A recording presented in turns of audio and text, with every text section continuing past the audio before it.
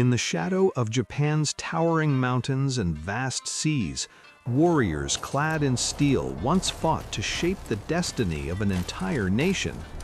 The samurai, a class revered for their honor, skill, and discipline, defined the very essence of Japan's history.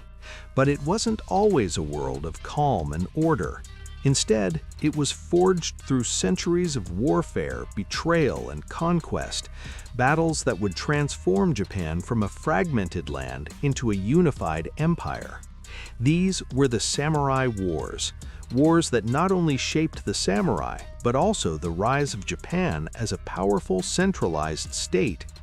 It all began in the 12th century, during a time when Japan was in chaos. The country had been ruled by an imperial family for centuries, but their power was increasingly undermined by powerful military families. These families, known as the daimyo, vied for dominance, leading to the rise of warlords and a country divided. Amid this unrest, the samurai, elite warriors trained in the art of combat, strategy, and honor, emerged not just as warriors, but as political powers in their own right. In 1180, the seeds of war were planted with the rise of two dominant families, the Taira and the Minamoto. These two clans, both descended from aristocratic lines, sought control over the imperial throne. This struggle for power led to the Genpei War, one of the most pivotal conflicts in Japanese history. The Genpei War began when the Taira clan, led by Taira no Kiyomori, held power in the imperial court, but their control was heavily contested by the Minamoto clan. The Minamoto, led by Minamoto no Yoritomo, launched a rebellion against the Taira, triggering a conflict that would last for 5 years and shake the foundations of the empire. Despite their initial advantages, the Taira found themselves faltering, their strength weakened by internal dissent and the growing power of the Minamoto.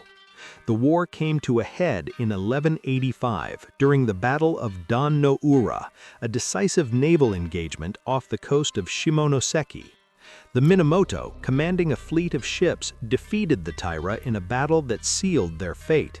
It wasn't just a military victory, it was the moment that marked the beginning of the end for the Taira clan and the beginning of the Minamoto's dominance in Japan. The loss at Dan-no-ura decimated the Taira, and the remnants of their fleet were destroyed. The young Emperor Antoku, who had been a figurehead for the Taira, drowned in the chaos, further shattering the clan's hold on power. With the Taira clan defeated, Minamoto no Yoritomo emerged as the undisputed leader of Japan.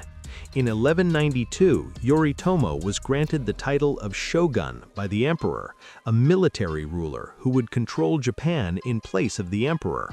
This marked the birth of the Kamakura shogunate, the first of Japan's feudal military governments. The Kamakura period ushered in a new era where the samurai, now backed by the power of the shogunate, became the ruling class. But the rise of the samurai wasn't without its challenges. The new shogunate faced threats both internal and external. The Mongol invasions of Japan in the 13th century tested the samurai's resolve like never before. In 1274, Kublai Khan, the Mongol emperor of China, launched an invasion of Japan.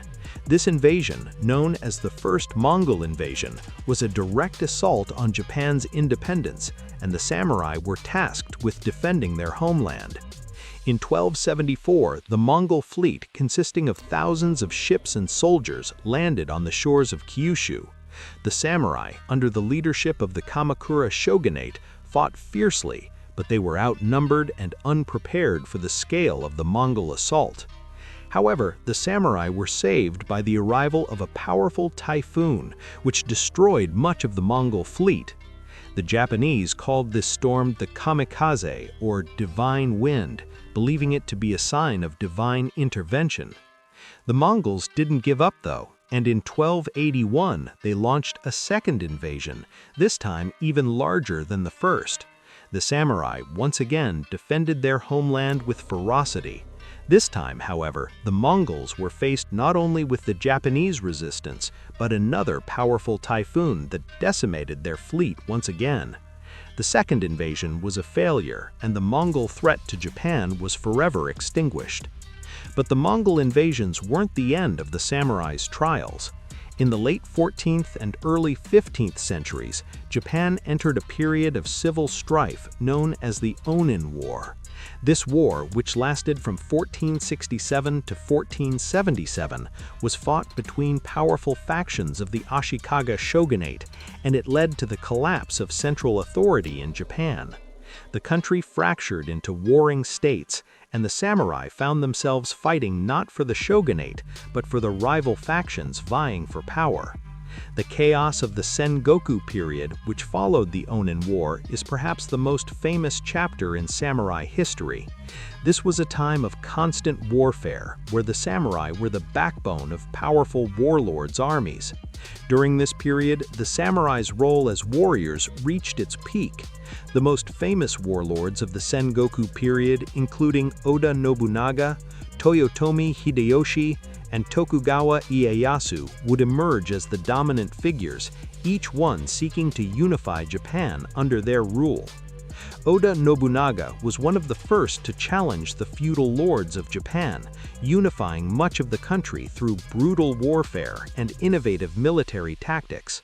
Nobunaga was a master strategist, and his use of firearms in battle revolutionized the way the samurai fought. His rise to power, however, was cut short when he was betrayed and forced to commit seppuku, or ritual suicide, in 1582. After Nobunaga's death, Toyotomi Hideyoshi took control of his forces and continued his quest to unify Japan.